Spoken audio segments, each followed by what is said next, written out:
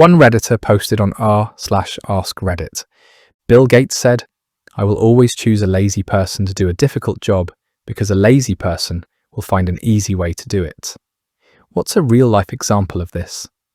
Response 1. I knew a guy who had a low-level data reporting job. He had several daily, weekly work responsibilities, including a bunch of reports that needed quite a bit of tweaking from raw data to finished product. But like I said, low-level, we didn't find out until way later, but he had set up macros for each of his major responsibilities where he could. Once set up, he'd just run the macros to do his work, but then he'd, smartly, hold off on delivering the reports until just a little before the deadlines. He'd hit every assignment and was seen as reliable. He also would complain about the workload, so people would leave him with that work. I doubt he did a full hour of work a day after he set up what he did. Eventually, he left the job for one with better pay, but damn did he work lazy. Also, he was smart not to reveal until the end, because had he told them about it, he would have gotten a pat on the back and would have been given a whole other workload on top of maintaining those macros, etc. Dude milked the job, not the other way around.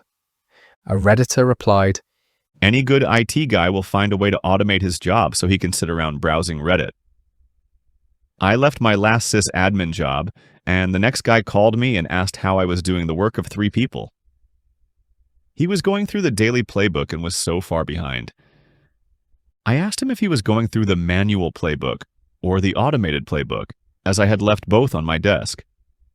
Evidently, my former boss had taken the automated one to do the work in the interim and never told the new hire about it." Response 2.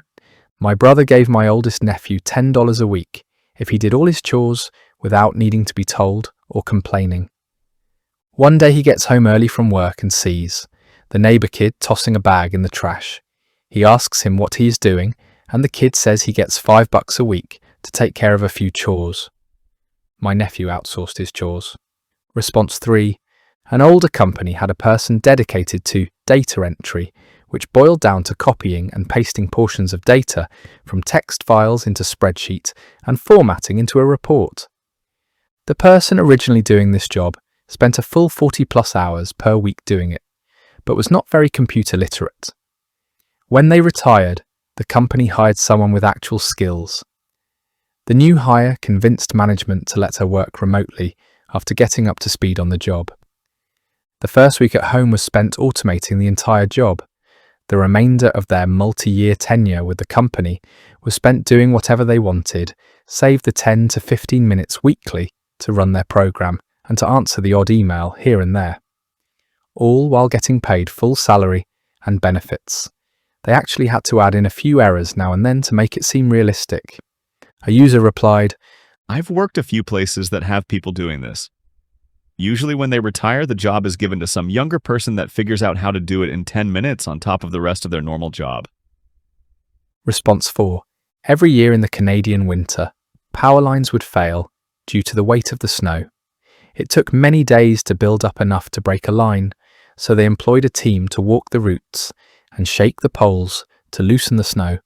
One day they saw a bear shaking the poles and realized that if they could get the bear to do it, they wouldn't need to walk the route. So they gave one guy a bucket of honey and he'd walk the route, painting the sides of the poles with honey to attract the bears. It worked for a few more years, but this still takes a lot of time to do. So then they had the idea of flying a helicopter along the route with a trained sniper with honey paintballs that he'd shoot the poles with. On its maiden flight, the helicopter passed the lines and the downdraft blew away all of the snow. The flights continue to this day, but without the sniper. Response 5. My ex-boss gave me an Excel sheet. 124,000 rows Excel sheet. Had all the company customer data per row, twice. In some of those duplicates, there was an error. She needed me to go over the list one row by row to check for mistakes and mark all the faulty entries I could find. Through 124,000 rows. She wanted me to do that using the arrow down key and my mouse. I thanked her. I sat down. Invested half an hour into Google, copy-pasted some parts of this formula, then some parts of that. Finally, I had figured out the formula. I double-clicked the tiny rectangle, so that the formula gets applied on all rows. Worked like a charm. I stood up, got myself a coffee, talked to some colleagues. Then I went to my boss. She had anticipated that I would need 3 days for this task. When I was back less than an hour later, she thought I hadn't understood the task, or maybe a follow-up question. I will never forget the expression on her face when I told her I was done. There were 6 faulty entries. A year and a half later, I enrolled into computer science at university, where I will finish my undergrad this summer. Chicks. Response 6. Back in high school, a lot of kids used to walk through his park to get home, to school. A portion of the path went into the woods because it was just quicker than walking the actual trail. At one point in the walk through the woods, you had to go up this small but tedious hill. Nothing major, but it took like 10 seconds of hard work to go up it. You couldn't go around because one side was a small cliff to the creek below, another side had dense trees. One summer, a bunch of us got together and decided to just dig through that hill to make it flat. It took like 14 of us 3 good days to get through it. It was a hard 3 days, but it was definitely worth it. Saved 10 seconds of hill climbing every morning and afternoon, 150 plus days of the year. And it wasn't just us, but hundreds of other kids who took the same party every day. Sometimes you need to put in a lot of work so your future selves can enjoy the easy way out. Response 7. Back in high school, a lot of kids used to walk through his park to get home, to school. A portion of the path went into the woods because it was just quicker than walking the actual trail. At one point in the walk through the woods, you had to go up this small but tedious hill. Nothing major, but it took like 10 seconds of hard work to go up it. You couldn't go around because one side was a small cliff to the creek below, another side had dense trees. One summer, a bunch of us got together and decided to just dig through that hill to make it flat. It took like 14 of us 3 good days to get through it. It was a hard 3 days, but it was definitely worth it. Saved 10 seconds of hill climbing every morning and afternoon, 150 plus days of the year. And it wasn't just us, but hundreds of other kids who took the same party every day. Sometimes you need to put in a lot of work so your future selves can enjoy the easy way out. A Redditor replied, Some future railroad surveyors right here? Response 8. I was a paid intern at a large company during one summer back home from college. My work 95% consisted of using SAP, import to Excel, clean data, and generate reports, occasionally create some tool someone needed. In the first 2 weeks after getting a hang of my responsibilities, writing all the Excel formulas needed, and basically automating 99% of my work, I was chilling. I went from actually working from 9 to 5 to maybe 1 hour tops a day. Finding, importing, cleaning, and reporting usually took hours, but with all the formulas, it took 2 minutes of clicking. I then helped the other cool intern get his shit set up so we could both just chill. We could take 2-hour lunches paid for by the company, and nobody said anything because we were just getting so much more done than the other interns. OFTI helped for special tasks when asked, but those were simple 20-minute tasks building something in Excel. Overall, was the easiest, stress-less internship of my life. Response 9. Worked as a labourer at a nursery one summer. Daily tasks included manually watering 15,000 plants each day, put together a back-of-the-napkin plan to build an irrigation system, and spent the next few weeks building it with some money from the boss. That system is still running 15 years later and does all the work now. I did automate myself out of the job and had to find another eventually. Couple years later, got my engineering degree. I'm convinced engineers are inherently lazy people that will spend a disproportionate effort to make things easier. Response 10. While I worked in a graphics design studio as an intern, they mostly had me practice and do some basic stuff their head designers was too busy to do. One was a real estate ad. It had a few basic templates, but it was all kinds of scatterbrained. I would spend 5 to 10 minutes trying to find the right layer for all the pictures and had to mess with way too much. So I made copies of the files and made one for each template. I labelled everything, made it so the images on top of each other wouldn't clip into the lower ones like the previous did. So on, you could be in and out of the template in 2 to 3 minutes. Showed my boss the difference, and he had this face of, well shit, he said the next day, that if I was a graduate, he'd hire me, because I was better than the people sending applications in. In short, I made an overly complicated, unorganised thing the opposite, and my boss was actually sad he couldn't hire me. Response 11. I got fed up with handwriting itemised suborders at work, so I set up a spreadsheet that you can just fill out. Then I got tired of having more than one program open, and not being able to search within and among those order sheets, at least not automatically or easily. So I'm having our FileMaker guy integrate it into our greater ordering and invoicing system. I was frustrated at the pointlessness of sorting a giant pile of paper invoices from an unpaid stack to a paid stack every month, so I just used the accounting software to keep track.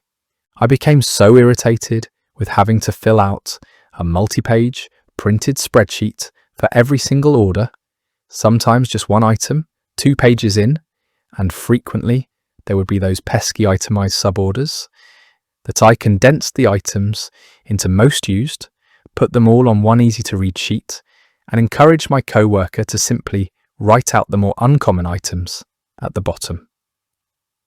Basically, I hate busy work, and paper invariably leads to busy work. I have tried to reduce the use of paper in our office, but have not been entirely successful. We have to have written order forms available, because sometimes the orders are coming in too fast to be able to type it all quickly and correctly, and have to keep some paper records for things like organic, FDA and USDA audits. But all in all, I'd say my absolute hatred of filing has reduced busy work here by at least half.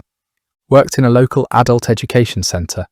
One of my main tasks was to make calculation about how many people enlisted for a course, how many of them got discounts, unemployeds e.g., how many men, women, age, etc.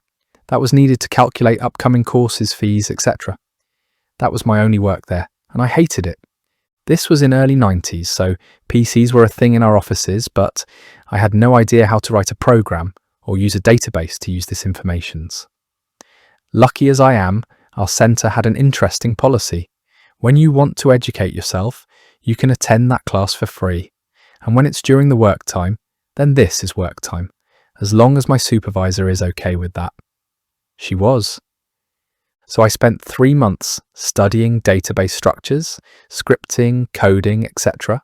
I told my tutor what I want to do, and he helped me to write a script that grabs all necessary informations from the courses database, copy that into another database, and then I went crazy and wrote code that was insane. I implemented what-if scenarios thanks to filters. At the end, I was able to do my work. That needed 6 hours a day within 15 minutes. I mean, before that, it took e.g. an hour to have all the necessary informations to have a how many unemployed single-parent women does it need to make the costs of that course even?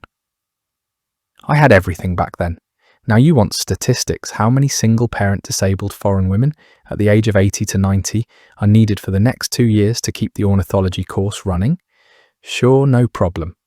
Clickety-click, done.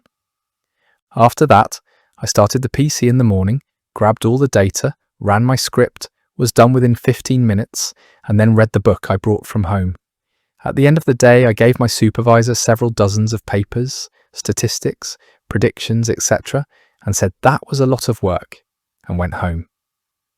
My supervisor was super happy with me because I did so much more now and was super effective. Response 12.